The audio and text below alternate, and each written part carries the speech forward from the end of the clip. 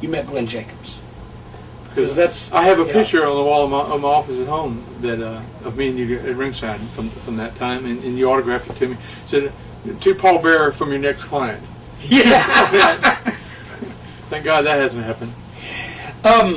What did you see when you first saw Glenn Jacobs Kane, who was Unabomb then? I mean, everybody saw it that he was the next big thing. But what did you see specifically? It was that proverbial it, that we all talk about. He has it. And his work wasn't that good then. And I think Glenn will say that. But he's still his just size and just his personality. One of the nicest guys ever, Well, and too nice. Everybody was, he's big. He's big. How bad can he be? He's big.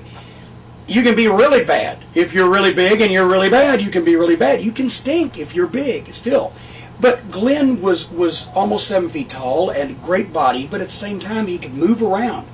And he's like a puppy with big paws. You knew he was going to grow into it.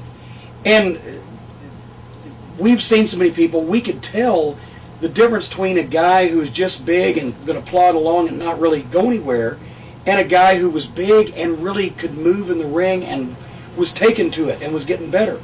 And everybody saw that in Glenn, and so, I guess it was, I had him like 6 months and he was gone, but he went on to greener pastures. Oh, we ran back to the events, You've got to see this guy. Yeah, thanks a lot. Mark worked with him, and that's why I booked the match. He got it. So, they sent him to school real quick, and he became a dentist. Yeah.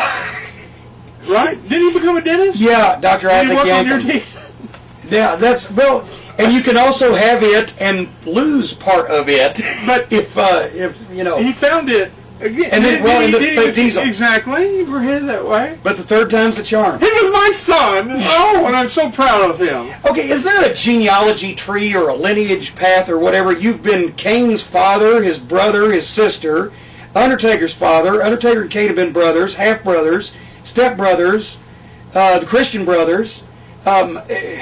Brooks Brothers. I told this story one time before, and I'm not trying to sell it, certainly not. Yes, maybe I am trying to sell them because I get residuals from it.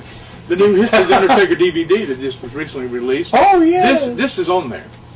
I was sitting in the locker room with Jerry Lawler, and just like we are right now, and Jerry says, "Percy," he says, "Tell me, what was it like the night you and Taker's mama did the nasty, And I was just a kid.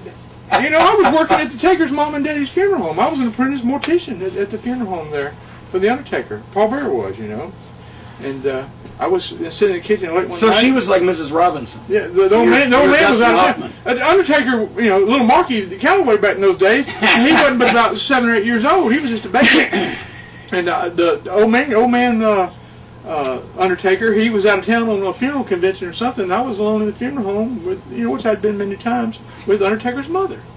I just finished embalming the bodies about 3 or 4 o'clock in the morning. We're sitting there. She had nothing else to do. She was in her house coat and had her hair up in rollers and stuff, and sitting there having a bologna sandwich. And she started moving over closer to me. Bologna and embalming fluid. I can hear my stomach rumbling already. You just don't know until you've tried it. You just don't know. There's nothing like a cold one at 3 o'clock in the morning. I'm not talking about beer either. She wasn't cold.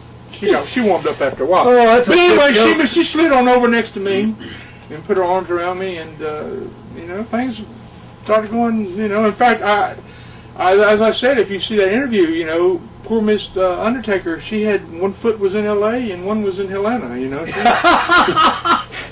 And all of a sudden, I hear some feet coming down the stairs. Here comes little Undertaker running downstairs. Mama, Mama, Mama! He stopped and what a sight he saw. And next thing you know, 9 months later, here come baby Kane. So that's how Kane was conceived. I mean, she took my cherry. I was just a young, I went to church every weekend. I was just a young man, 18 years old. I was fresh as a daisy, didn't know nothing about it. That woman molested me, took my cherry, took the fruit of my loins, and delivered Kane. And then he got burnt on the fire. And I got all the heat from it, and Taker's the one that burnt the place down. Well, no, that's another thing. Yes. He found out all along it was Undertaker. It was him. He caused that fire. That's all right. I had to take... But for years you were blamed. I took the heat. That was fine. I was getting a good paycheck for taking that heat. You know, that's fine. I even went out and dug up old man Undertaker and old lady Undertaker, and dug their bodies up and brought them out. And Kane slammed Taker into the casket. Where's his mama's casket? Bless her heart, but she still had a smile on her face, and I think I know why. Go ahead. I'm